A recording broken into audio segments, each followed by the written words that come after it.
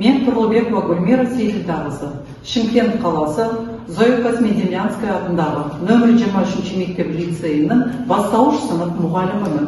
Еңбек өтілім 30 жыл. Менің таңдап алған пәнім математика пәні бойынша қозғалысқа берілген есептер. Қозғалысқа берілген есептерді шығарып үйрендік, енді алған білімдерімізді қазір топтық жұмыста көрсетеміз.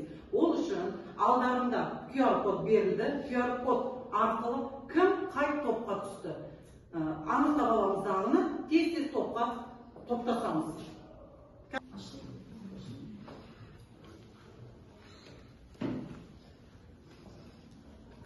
Екінші топ.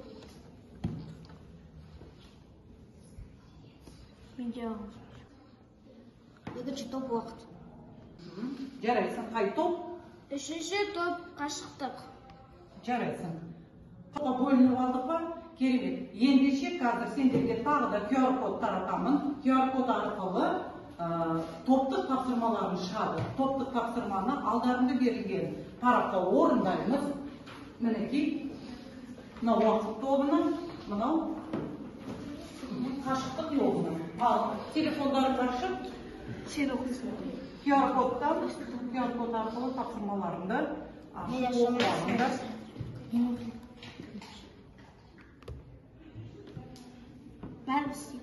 Saat atı 14 km ortaşa жылдамдықпен 42 km жүрді. Ол осы жолды жүріп өту үшін қанша уақыт жұмсады? Парақ беріліп тұр. Сол А4 параққа мына жерде қаламдарыңды алып, тапсырмаларды орындаңдар.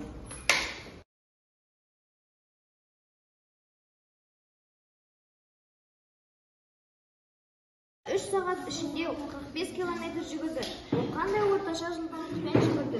Тамаша. Ал енді осы тапсырмаларында А4 парақтың бетіне сурет саласыңдар ма, шартын құрасыңдар ма, есебін осы жерге орындаймыз. Жарайды, кірсіңдер. Оқыдау. Топтық жұмыс. Спортшының орташа жылдамдығы 18 км сағат. Ол 3 сағат ішінде қанша арақашықты жүріп өтеді? Тамаша. Тапсырма түсінікті болды ма? Иә. Ендеше мына А4 парақты ортаға аламыз дағыны, есепті шығарамыз. Сіз басыңдар ма? Шартын құрамыз ба?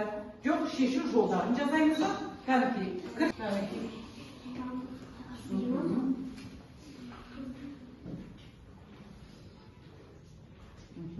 Жарайсыңдар.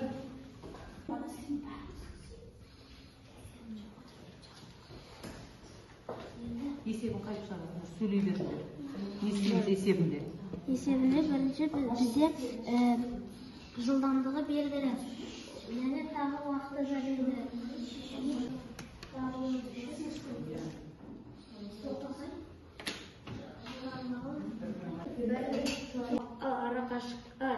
Ал 3 сағат ішінде қанша арақашықты жүріп өтеді?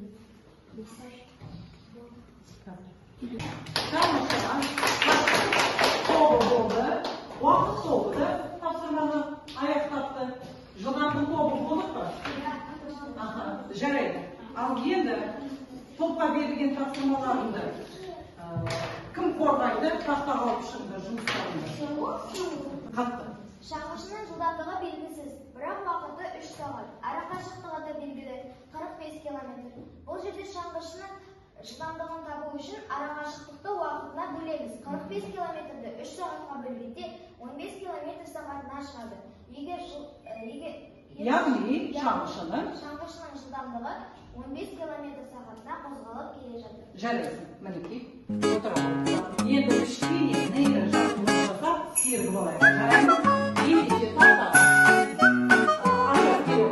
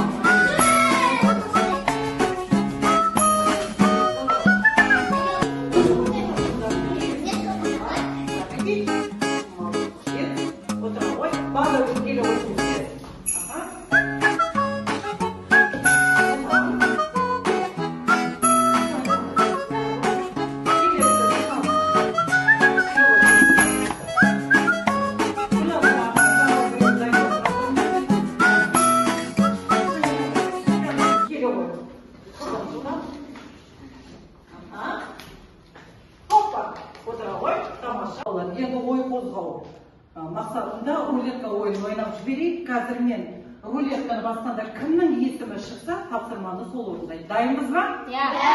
Ал кеттік онда.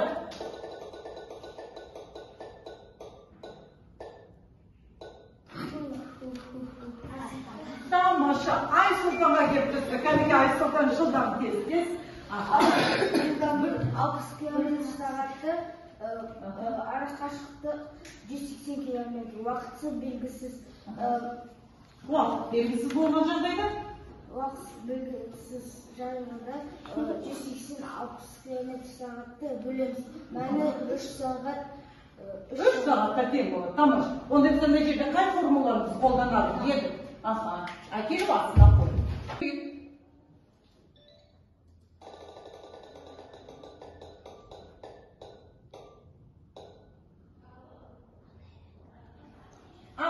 Жарайды.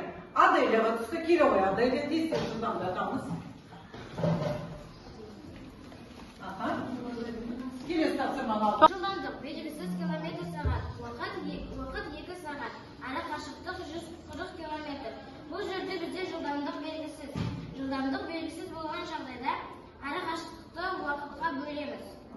Сонда жылдамдығы қанша болады? Бұнда жылдамдығы 70 км сағатқа тең болады. Тамаша. Ал енді жылдамдықты анықтау формуласы қайсысы бұл жерде? Тамаша. Әкеліп астына орналасты. Сабақты қорытындылау мақсатында Ленинка платформасы арқылы сендерге сілтеме жібердім. Сол сілтеме арқылы тапсырманы жеке орындайсыңдар. Жарай ма? Ал ендеше кірсеңіз тапсырмаға.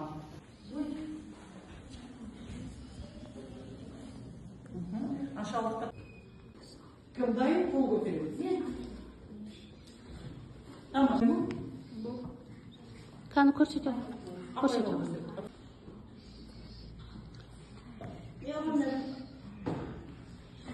Orada koyması. Silikonlarını alıp koyuyoruz.